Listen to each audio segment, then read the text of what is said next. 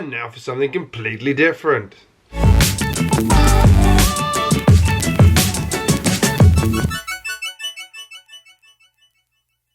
Hey guys, now I've done that because I'm gonna do a sort of review of an unofficial Lego product, which is not something I've ever done before, so stick with me on this one. Now, you may or may not have seen on my channel before that I have, should we say, injured Lego train track on purpose in the past to change the way things like junctions work. A good example, here's a standard Lego junction. Track goes outwards like that, takes up a lot of space, comes back in. You can't do anything with that. What I wanted to do in one particular case was actually make this go that way. Why would I want to do that? Well, think about this. It goes in and then I've got to turn track this way. It just makes a massive corner. So what I did was, I've done a couple of videos where I've actually gone and shown you how to cut train track up to make it do that. So it goes outwards, inwards, outwards. Great way to save some space. But the problem is this is a one-way bit of surgery, and actually it could be a bit better. And that's where there's some third parties that come in. TrixBrix is one of those who I've talked about in the past, and BANANENBUURMAN, can't say his name properly. Again, I'll link his channel in the top right. I love him. He's a great channel. Does lots of train stuff, which you know I am a massive fan of Lego train stuff. And there will be doing lots more Lego train stuff, I promise, because it makes me feel happy. And you guys enjoy it so much. Now they do, the one I've gone with TrixBrix, who are based out of Poland. They 3D print their train tracks, which is good because it means they can basically make almost anything you can imagine. And I've picked a couple of select pieces from that. There's also another one which is GJBricks in the US, I believe that is, who their track is, I believe, molded, so slightly different. But I went with TrixBricks because the BANANENBUURMAN, yeah, he was one that inspired me. I've been talking to him about it for a while, and he was one that persuaded me to go over it. So without further ado, I'll show you what I've actually bought. Now let's see, which way am I going to do this first? I will start with one of the smaller pieces that I got. Now, you know I have my cargo depot, and you know I'm like desperate to get some more stuff into that depot if I can. So what I was thinking was, first of all, I need the outward exiting tracks, which I'll talk about separately. But then also, this is a standard Lego curve. This is known as an R40 curve because it's a 40-inch curve. What TrixBrix also does is this piece. Now look at the angle on that. So if I put two of those together, note they actually have just a normal looking Lego mechanism. The angle that makes is much tighter than a standard Lego curve. So a standard Lego curve will actually go around the outside of that. And why have I done that? Because this way I can use that with an outie track like I've got here. Oh, I've just broken one. You know, this is using my one. I'll show you a TrixBrix one in a second.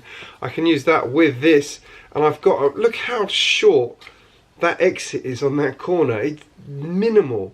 So you can't use these for high-speed corners. I actually had a good chat with the support guys at TrixBrix, who are fabulous, by the way. So helpful. They love their Lego trains.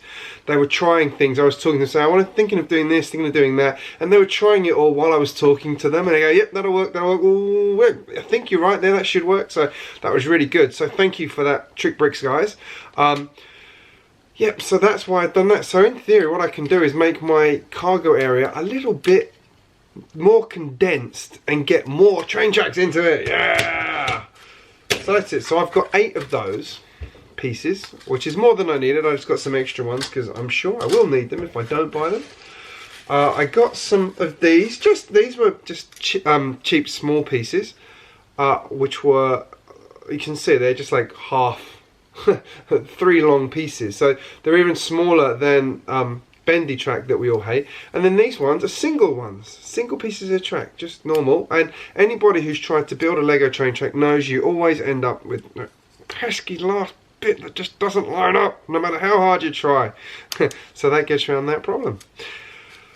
I'll do proper reviews of all of this track, but what I'm just going to do here is go through what I've bought and then I'm going to show you it in my city, and I'll do proper separate reviews of each of the junctions, I think, because that way you can get a full understanding of what they're capable of, how they work, and I can tell you if they actually solved my problem. But the main thing to know is the 3D printed actually has the proper junction, the proper connection here on the end, so it seamlessly connects to Lego train track without any problems at all, which is so nifty.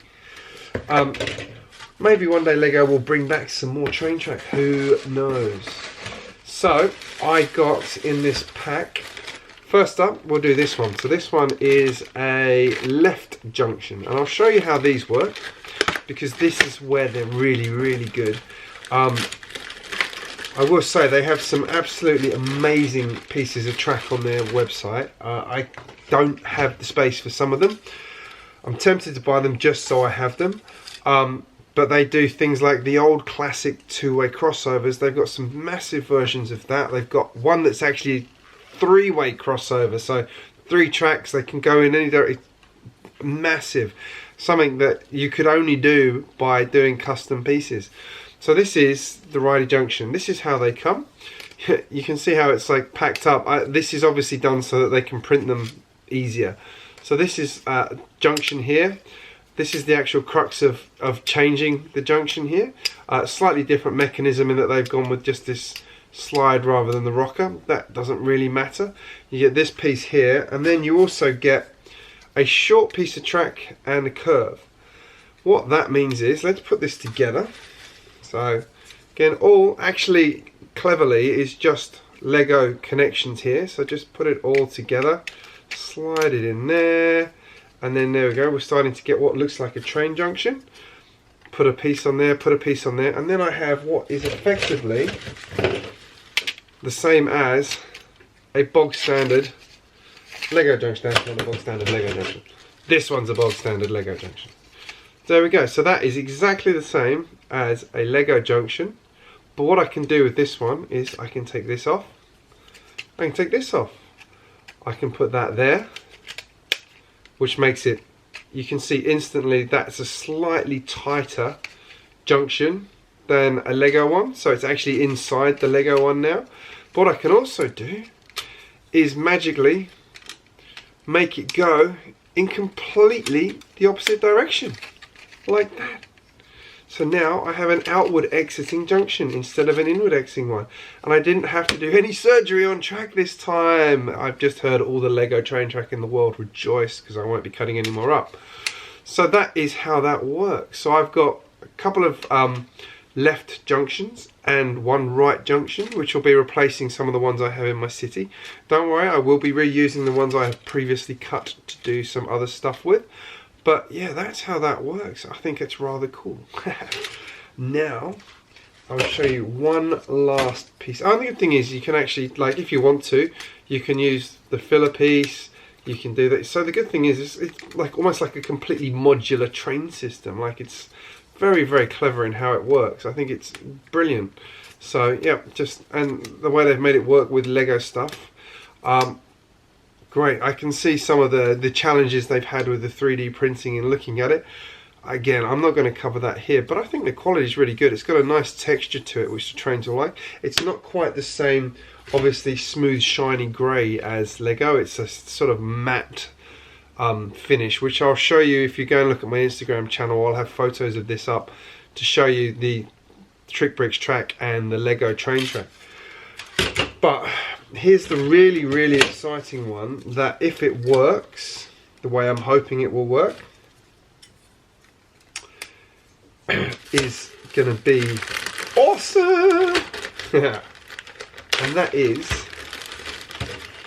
this one, a 3-way junction.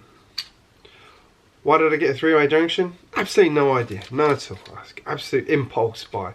Now, this is actually the one that the guy at TrixBrix spent about half an hour. You know, we were talking about what I wanted to do, and this has the same as the other junctions, in that you have the 2 pieces of track. So there's a curve and a straight there, goes together, goes on there.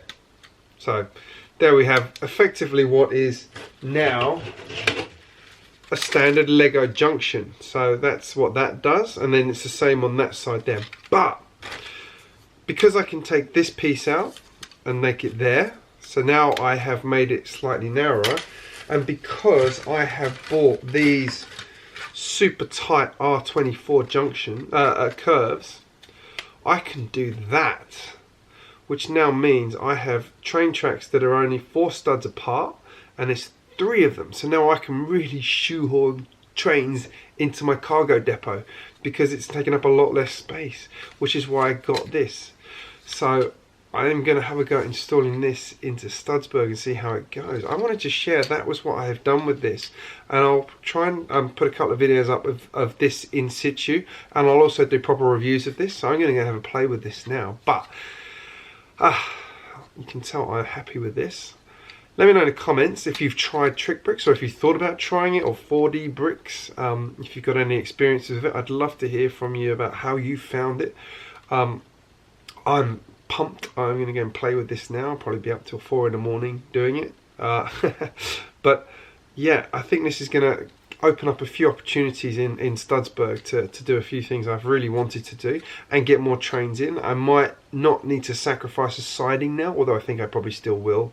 But this means, when I checked it out, by doing this combined with the 2 tight curves like this, I actually get a junction, a siding. When I tried it sort of out measuring it, I end up with a siding that's so using this tight curve, bear in mind the trains won't be going fast through here, so it shouldn't be a derailing problem. If you run fast trains over these tight turns, especially carriages with fixed bogies, e.g. they don't swivel, they apparently can derail.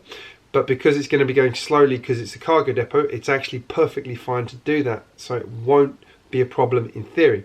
That's what they reckon, and that's what I reckon, so we'll see how we go with that one. It's good in theory. Yeah, so that's how that works. So I'm going to go and have a play now. Give this video a like, let YouTube know you've enjoyed watching me ramble about my love of Lego trains and the awesome TrixBrix train tracks. I will be doing some videos of these junctions, as I say, to review them, so stay tuned for that one. If you're new here, obviously hit subscribe. I'll be posting videos about these and lots of other things I post regularly. So yeah, that's what I'm going to do now. Thank you for watching, guys. I hope you enjoyed my little ramble about Lego train tracks, and I'll see you again soon. Here's a couple more videos I think you will enjoy.